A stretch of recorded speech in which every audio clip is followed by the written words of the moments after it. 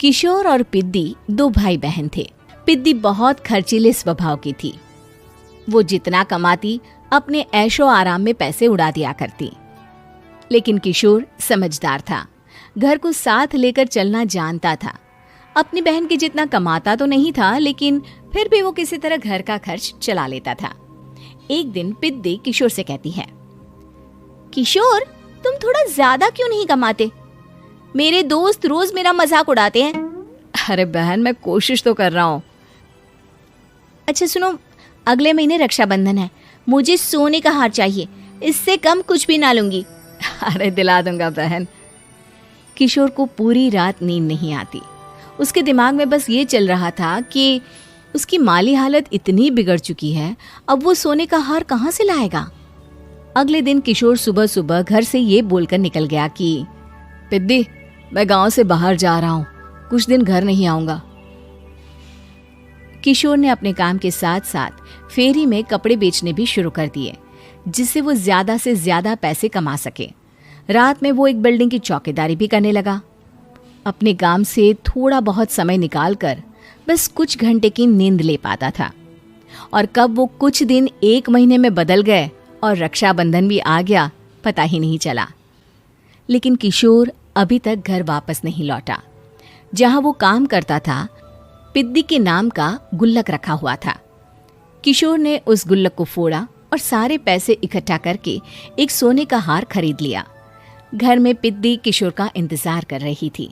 तभी किशोर आता है। कहाँ चले गए थे?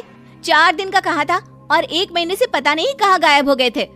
मैंने बस एक हार मांगा था और तुमने तो घर ही छोड़ दिया। अरे मुझे थोड़ा काम मिल गया था। कुछ नहीं, सब समझती हूँ, बहाने थे तुम्हारे। अपनी बहन के लिए इतना भी नहीं कर सकते, कैसे भाई हो? चलो यहाँ बैठो, राखी बांधती हूँ। पिद्दी ने किशोर को राखी बांधी। वैसे ही किशोर ने अपनी बहन के हाथ में सोने का हार रख दिया। उसकी खुशी का कोई ठिकाना नहीं था।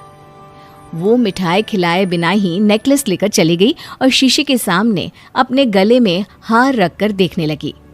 किशोर ने लड्डू उठाया और खुद ही खा लिया। ऐसे कई साल गुजर गए। एक दिन पिद्दी की नौकरी छूट गई। अब वो पूरी तरह किशोर पर डिपेंड हो गई थी। आए दिन किशोर को अपने महंगे महंगे शौक गिनाकर उससे पैसे मांगा करती थी। किशोर कुछ पैसे देना, मुझे पार्लर जाना है। किशोर बिना कुछ बोले उसे पैसे दे देता। ये क्या, 500? अरे इतने में तो मुझे पार्लर में एंट्री मिलेगी बस। अच्छा देता हूँ ना ज्यादा। अरे कैसे भाई हो, अपनी बहन के लिए इतना भी नहीं कर सकते। किशोर ने जेब से 2000 का नोट निकाला और उसे दे दिया। किशोर गरीबी में रह लेता था, लेकिन अपनी बहन को कभी कोई कमी नहीं होने देता था। बेटा, पिद्दी तुम्हारी बहन है, उसे कभी किसी चीज की कमी मत होने देना और उसका ध्यान रखना, क्योंकि भाई का फर्ज होता है अपनी बहन का ध्यान रखना। किशोर ने माँ की कही ये बात हमेशा के लिए याद कर ली थी। शायद माँ की इसी बात की वजह से किशोर पिद्दी की हर जिद पूरी करता चला आ रहा था। किशोर, आज मैं अपने दोस्तों के साथ पार्टी करने जा रही हूँ, मुझे कुछ पैसे दो ना। किशोर पिद्दी को समझाता है, लेकिन पिद्दी नाराज होकर चली गई और अपने कमरे में सुबक सुबक कर रोने लगी। किशोर अपनी जेब से कुछ पैसे निकालता है और पिद्दी को दे देता है। किशोर खुद कभी अच्छे कपड़े नहीं पहनता, लेकिन पिद्दी को राजकुमारी की तरह रखता। पिद्दी के जाने के बाद किशोर अपने काम पर निकल गया। एक तरफ पिद्दी अपने दोस्तों के साथ मस्ती कर रही थी, तो वहीं दूसरी तरफ किशोर पैसे कमाने के लिए कड़ी मेहनत कर रहा था। कुछ और दिन ऐसे ही बीत गए। एक दिन पिद्दी एक लड़के को लेकर घर आई और उसे किशोर से मिलवाया। किशोर, मुझे इस लड़के से शादी करनी है, लेकिन इनके मम्मी पापा बोल रहे हैं कि उनको दहेज में एक कार चाहिए, तभी वो मेरा और पंकज का रिश्ता कबूल करेंगे। लेकिन बहन, कार खरीदना कोई सब्जी खरीदने के बराबर तो नहीं है। अरे कैसे भाई हो तुम, अपनी बहन के लिए इतना नहीं कर सकते?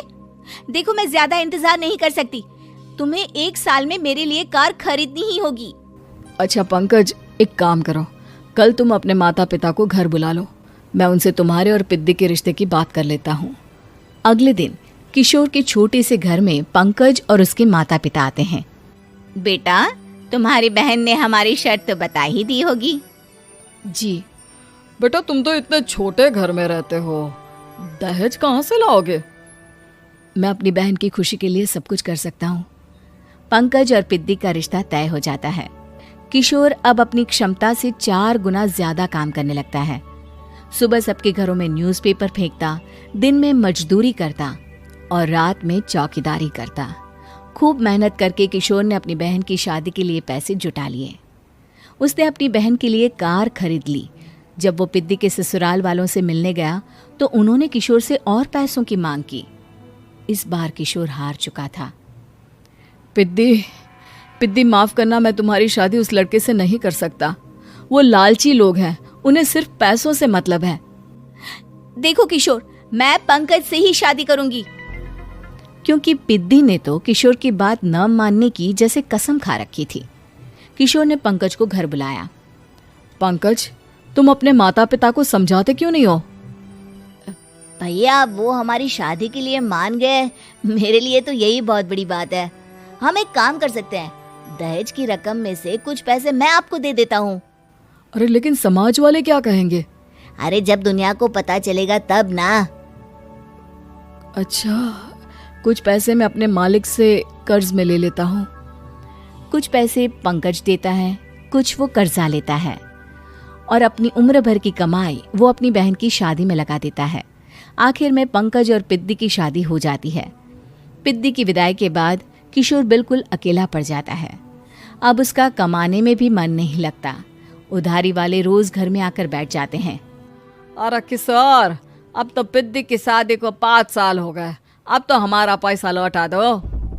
चाचा, पिद्दी के जाने के बाद किसी भी काम में मन नहीं लगता। अरे तो हमारा पैसा कैसे वापस मिलेगा? जी, कुछ करता हूँ मैं।